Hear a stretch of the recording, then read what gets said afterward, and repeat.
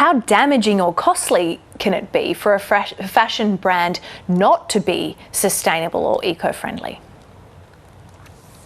Well, look, it depends. It depends who their type customer is. It depends, what kind of product they're selling. We have kind of the consumers split into two categories. So there's definitely, as Andrew was saying, a rise in consciousness around sustainability, and we know that customers are willing to pay more for sustainable clothing.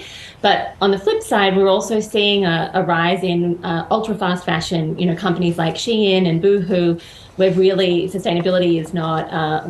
It's not a question for the customers who are interested in buying those kind of clothes.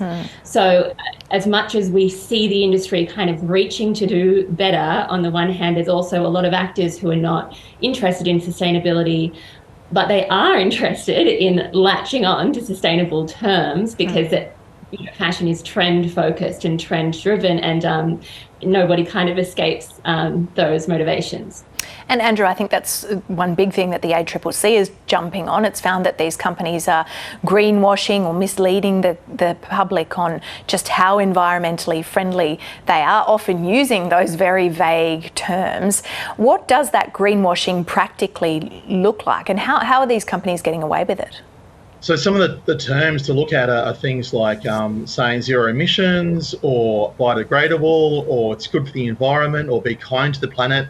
So they're playing on your emotional responses towards the brand and wanting to do something nice for the environment.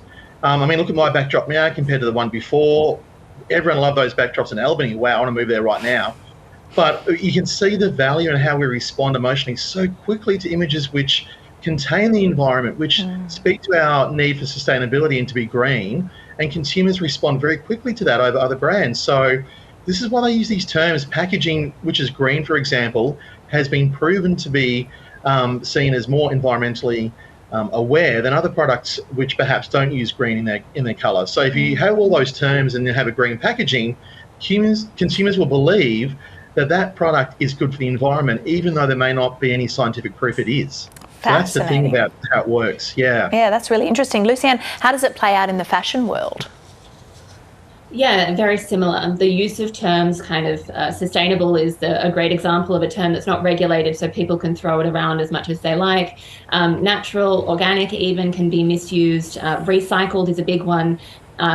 Companies will say something is made from recycled materials, but they won't specify exactly what percentage of the garment is made of recycled materials. And even then, often the quality using recycled fibers is compromised, and so they have to be blended with other things that kind of negate the actual overall impact. So it's really kind of the Wild West in terms of what brands and companies can get away with versus what is actually sustainable. So it's really important when you're a consumer to be looking for specificity. So you really want a garment to be able to say where the origin of the fibre is. Is the wool Australian, for example?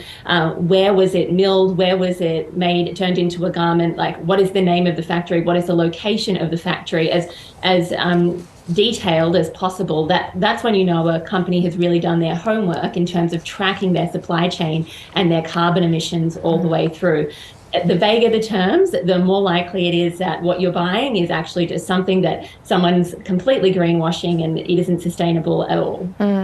Andrew, this initial sweep from the ACCC found that greenwashing is widespread, and they've said that they'll investigate further.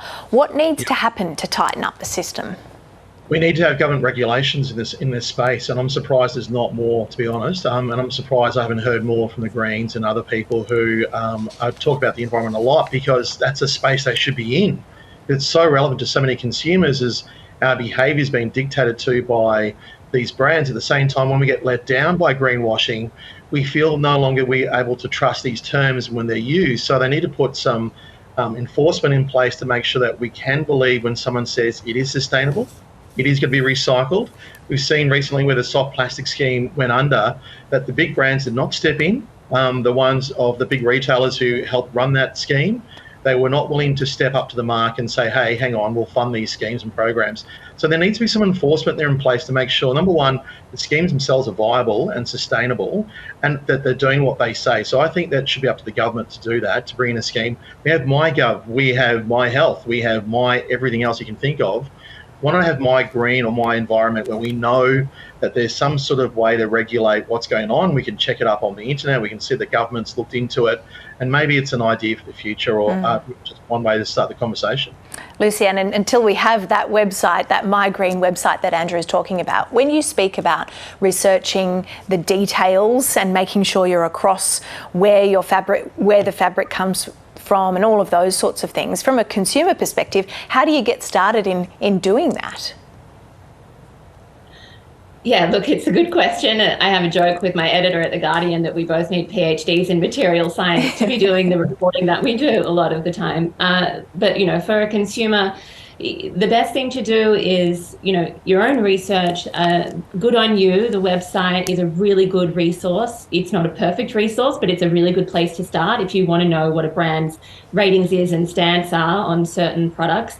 A sustainable brand will tell you, like they will have detailed information on their website if they're doing their homework. So it's important to ask questions and to go and do your own investigations, look at what the brand is telling you, look for third-party certifications like GOTS, like Oecotex, Blue Sign, Reach, Land to Market is another really good one. And when they have those kind of credible certifications, because sometimes they will use things again to be misleading, you know that you kind of can trust that they're doing what they say they're doing, and you're not buying something that's been greenwashed. But look, I don't believe that the onus should be on the consumer. I agree with Andrew. I love the idea of a My Green website. It sounds absolutely fabulous, and that's kind of the holy grail for where we want to go. Let's get government on board and let's put some regulations in place. Morning, Andrew. In today's climate, how valuable is that sustainable branding?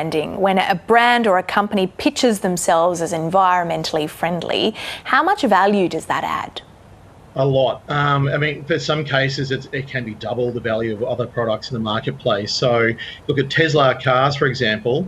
People are prepared to pay $70,000, $80,000 for a car, maybe, which might be worth, with an internal combustion engine, only $40,000. So other products, we know there's a premium on these products of around 20-30% in the retail products. So it's definitely worth your time and money if you can do it and you can do it correctly.